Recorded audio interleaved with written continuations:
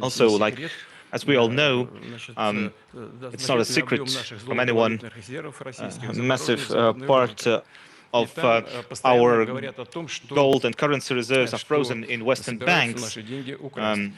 And now they're saying that they're going to steal our money. As soon as that happens, the movement towards regionalization of payment systems is going to hasten, and without doubt it would become irreversible. And that, in general, would be a good thing for the global economy. So maybe it's a price worth paying for something like that. Now,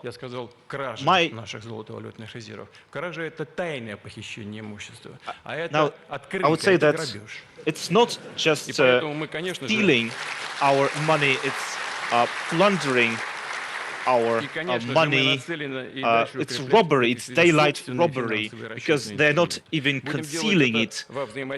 Ladies and gentlemen, well, before I answer the questions that I've been asked, like my colleagues did, I'd like to welcome all of the participants of the Eurasian Economic Union Forum. I'd like to say that here in Minsk we have several hundreds of small and medium and large-sized Russian enterprises, those who are directly involved in developing integration and economic ties with the countries of the Eurasian Economic Union. And they understand firsthand how much this integration does for them and how much needs to be done to improve them even further.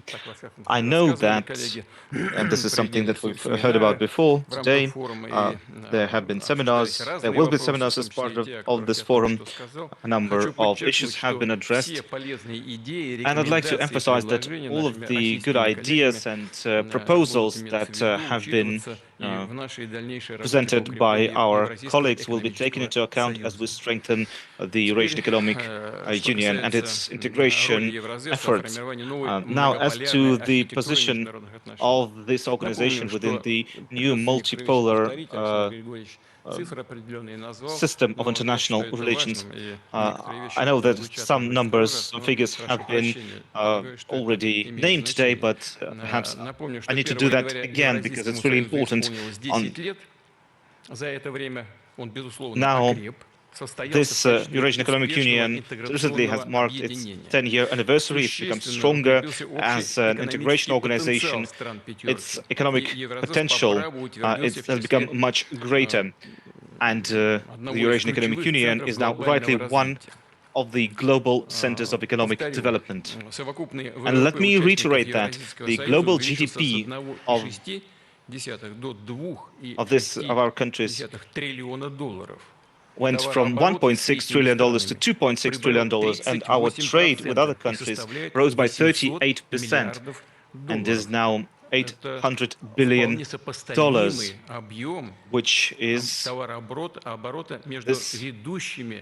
quite comparable to the leading economic powers of the world. This is massive, $800 billion. And the mutual trade within the Eurasian Economic Union has rose twice to $97 billion, and 97% of all operations are done in national currencies. Now, industrial production has increased a lot. Agriculture has risen by 26%. By 40 times we have seen the rise of investment in capital, primary capital. Now, what does that mean? It means that in the medium term, at least, growth is already in place. It's guaranteed. The growth of unemployment has the unemployment rate has decreased to 2.8% among our countries. In Russia, it's 3.9%. It's one of the lowest figures like that in the world. We're working on strengthening our integration mechanisms, improving the authority and influence of our organization in the global arena. Our organization, this structure is oriented towards working with our partners across the world world, in Eurasia, in Africa, in Latin America. We're strengthening contacts with multilateral organizations such as BRICS, the SCO, ASEAN, the African Union, and other organizations. With the European Union, the Eurasian Economic Union has a lot of agreements with countries across the world, such as Vietnam. Recently, one has been agreed with Iran. Hopefully, we're seeing the situation in Iran calm down of the past few weeks, and hopefully this will soon be in the past, and we will be able to soon develop our relations with all countries of the region, including Iran. And tomorrow, at the session of the High Council of the Eurasian Economic Union, we are going to have a new document signed with Mongolia and a number of other countries, and then with India, Indonesia, Egypt.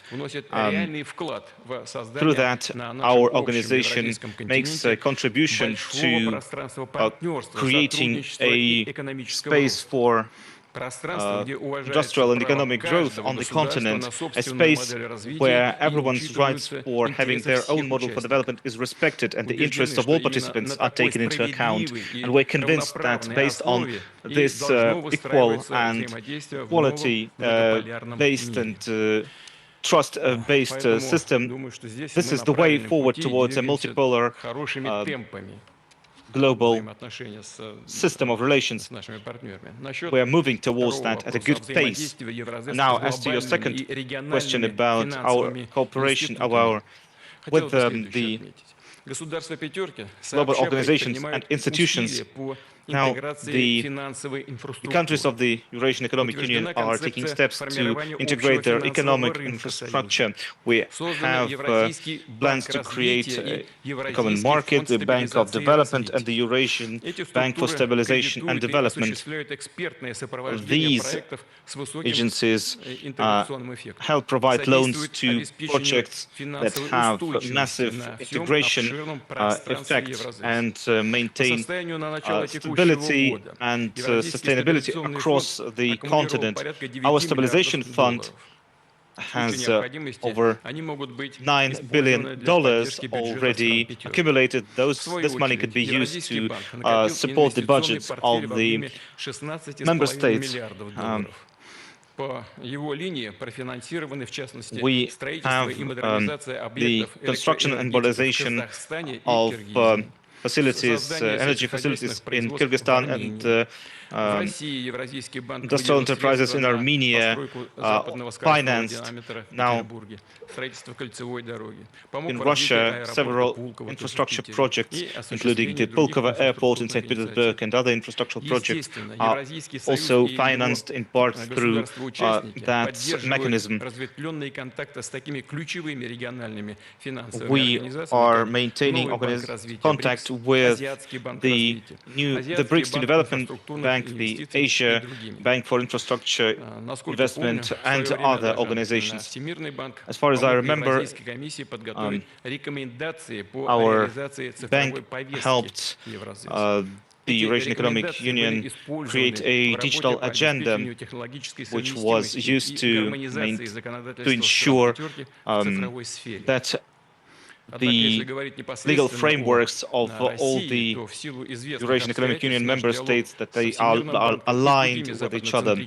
Now, we have dialogue with the World Bank and other Western-centric organizations, but that dialogue is hampered a lot by their political bias.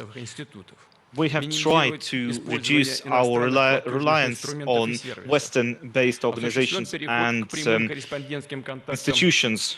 We have moved to direct correspondent contacts between the banks of the 5 countries of the Eurasian Economic Union.